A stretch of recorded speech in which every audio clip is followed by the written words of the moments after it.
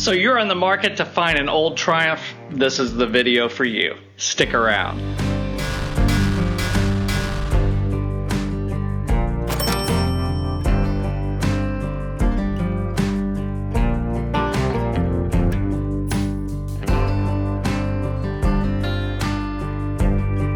So I get asked it all the time, Weems, how do you come across these bikes, these projects, these things? And today we're going to talk about that, how I am able to scoop up a lot of these old pre-unit Triumphs. Now, there are 5 points that we're going to talk about, and after we talk about those points, we're going to take this project, toss an engine in there, get some things right on it, and we're going to wrap up the video. But today, those 5 things when it comes to you wanting to purchase an old Triumph.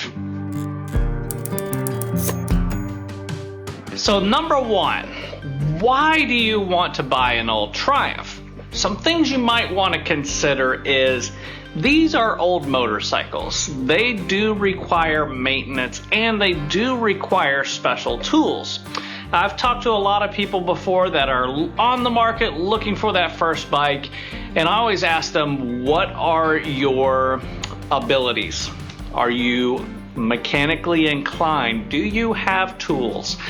And if they are, I will ask them what types of tools they have, because depending on what year Triumph you get, there's certain tools that will and won't work. Number 1 being your standard wrenches and your metric wrenches will not work on a motorcycle built before 1967. Prior to that, Triumph used what's called Whitworth and British Standard tooling, so the wrenches and sockets that you have will not fit on the heads of those bolts and nuts. So you're going to spend additional money to purchase the tools just to maintain these old motorcycles. So I'll tell people, you know, if you're not looking to spend a lot of more money on top of it, look for a 1968 or newer Triumph. Then comes into play, you know, if they're used to riding a modern motorcycle with the shifter on the left, I'll put them towards a 1976 and later Triumph, as the shifter is on the left-hand side of the motorcycle. That is something you should consider, number 1, when buying one of these, because it's going to cost you more money, more time, more frustration in the end if you look at, should I get a vintage one, and if so, what money, what time do I want to spend investing into this motorcycle? So number 2 question you should ask yourself is, what for? Do you want this motorcycle to ride? Do you want it to race? Do you want to make a show bike? Those are questions legitimately you should be asking yourself, because the first one was, you know, why a vintage motorcycle? Well, maybe you want that vintage motorcycle to race or to ride it as a fun little thing to do on the weekend, or maybe a daily rider. That makes a huge difference when it comes to purchasing a project. Now, not every project is the same, and this is why we need to talk about the next point.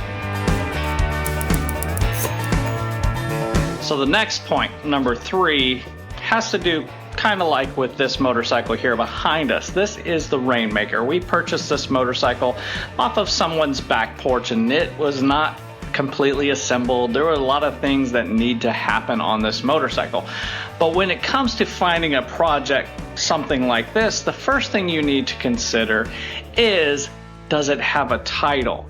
And if it doesn't have a title, can I get a title for that? That was the case with this motorcycle. It did not have a title. We had to go through the process. Now, each state is different, and there are different types of titles. You have a clean and clear title. The guy owns it, no liens, nothing, nobody owes money on it, and that is the best scenario to find. Then you have something called a bonded title, which is usually the case when someone loses the title or purchases a motorcycle without a title. Some states will allow you to get a title that says, I own this motorcycle, or I am in possession of this motorcycle for the next 3 years. And within the next 3 years, if anyone comes up and shows proof that they own the motorcycle, then guess what? They get the motorcycle.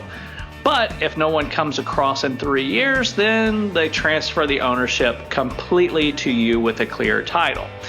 There's also salvage titles saying that this motorcycle was wrecked and you've rebuilt it. There's titles with liens on it saying it still has money. There's lots of things that go into it, but don't give up if a motorcycle does not have a title, much like the Rainmaker, because some states have what's called title-free state. Some states, for instance, like Alabama has a law that says if a motorcycle was built before 1970, they are not going to cut a title for it. That means your registration works as your title, and there are several states across America that do those things. So do the research. Find out what your state requirements are. And if you're building this bike to race, you don't need a title to race. You can build the bike from parts and pieces you have, bolt it all together, go take it to the track, run it, have a great time. If you're building a show bike and you don't plan to ride this thing on the road, you don't need a title. So really, you only need a title if you plan on physically riding the motorcycle on the road, or you're looking to sell it, because you need a title to sell things. So let's say you don't have the budget to buy that Concours restored 1959 Triumph Bonneville, but you do have some money to buy some pieces and parts and go to swap meets and grab some things up. Things like this rolling chassis or engines like I have up on the bench. Don't give up. You can put together a motorcycle, and you can do it for, whatever your budget tells you that you can do it for. So when it comes to buying pieces and parts, at least for me, every time I buy an engine or a gearbox or a frame, I assume that everything on that motorcycle has to be rebuilt. And then comes the negotiations, how good of a deal that you can get for things. Sometimes the people will throw out a number and it's just great, and I give them the money and we go with it. Sometimes the haggle has to happen.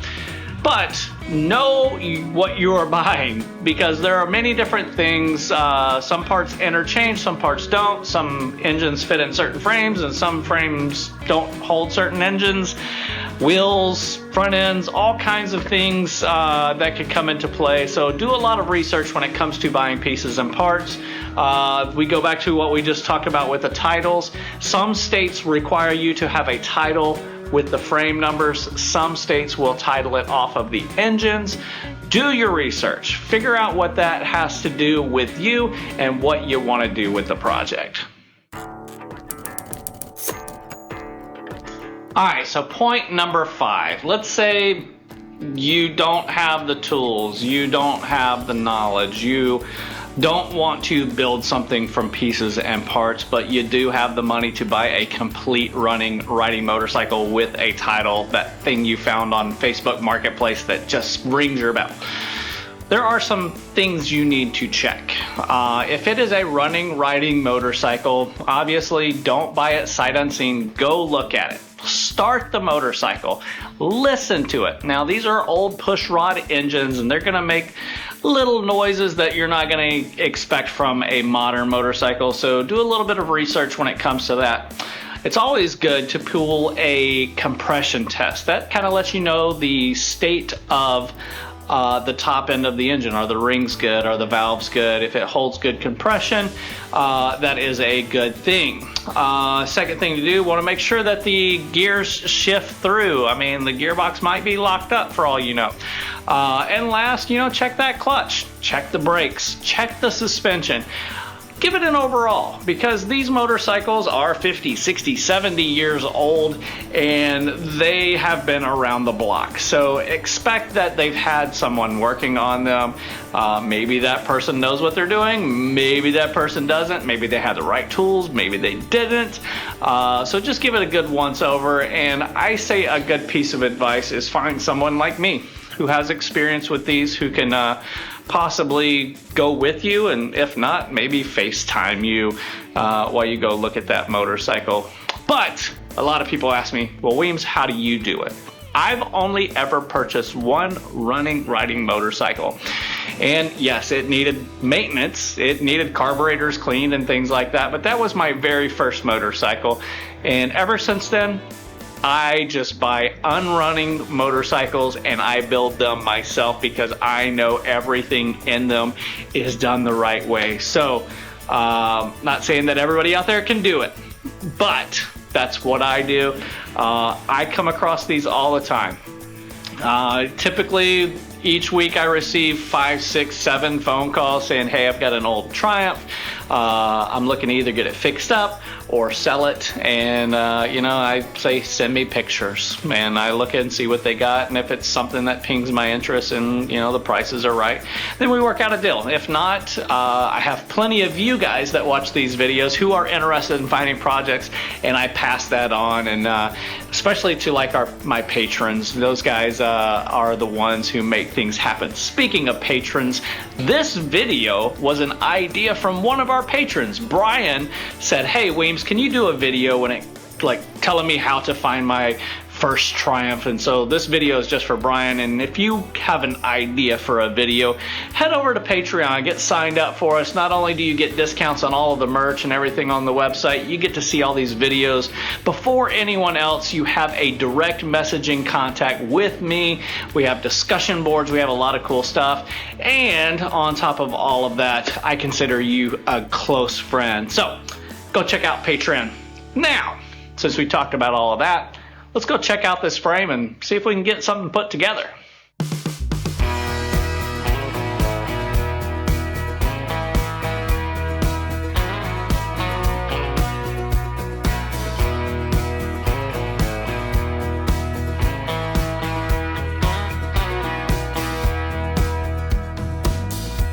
So this is a 1952 Triumph factory rigid frame with a 1957 extended fork tube front end. I scooped this one up probably a little over a year ago, and I've just been holding on to it. Every time I come across these old factory Triumph rigids, I want them because they're getting pretty rare to find. And this one being unraked and roughly unmolested. There's some extra brackets and things welded on, and put a Harley Davidson rear wheel on there.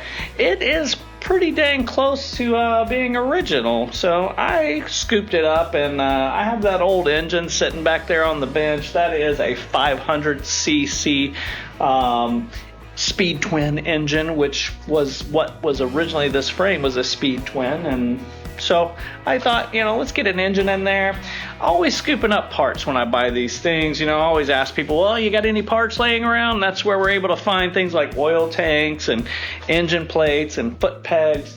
Even got a 19-inch original wheel that would be original for this frame. That came off of a Thunderbird because it's got the blue stripe in the middle rather than a red, but they're all the same. They just painted them different. So we're going to throw that engine up in here, see what it looks like, grab a tank or something, throw it on there, maybe swap out the forks, who knows, but I just show you something cool. That is a snake skin. So at some point, a snake decided to crawl into the frame and shed its skin. Hopefully the snake's not still in there. I don't even know how to figure that out, but whatever. Let's get this thing put together.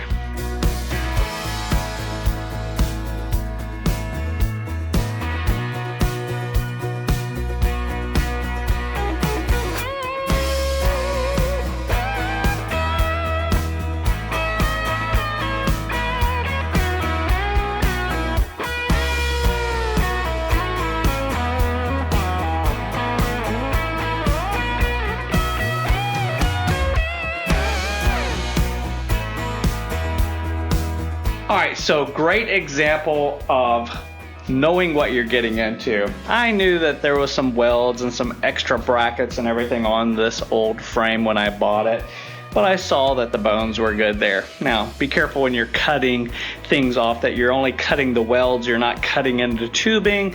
Tubing can be replaced, it's just more work and you gotta know your skill sets. But we are able to get all the brackets and everything off of there so that we can get a factory Triumph wheel on there and get that Harley crap off of here and get this thing back looking right. So let's grab that Triumph pre-unit 19-inch wheel, get it up on there where it belongs.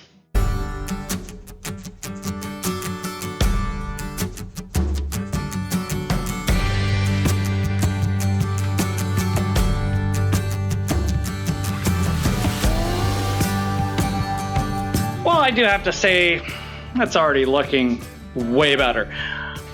Let's grab this engine, pull the top end off of it so it's lighter and easier to maneuver, and throw it over into the frame and get this video wrapped up. Let's get back to work.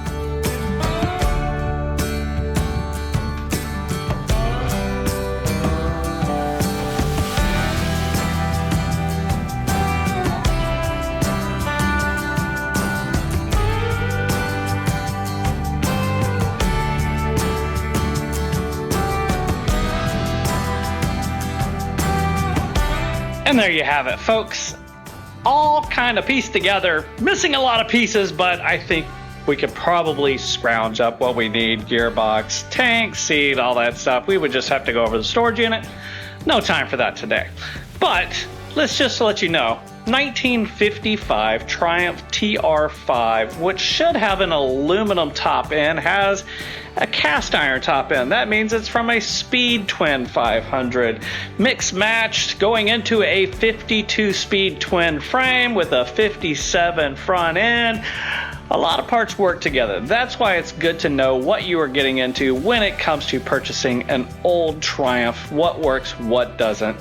But I think that gives you guys the gist, the idea of today's video. But we are going to wrap things up right here. So we thank you for hanging out. If you are new around here, jump down and hit that subscribe button. If you really like the video, hit that thumbs up, turn those notifications on, and let everyone know what's going on right here at Weems Motor Co.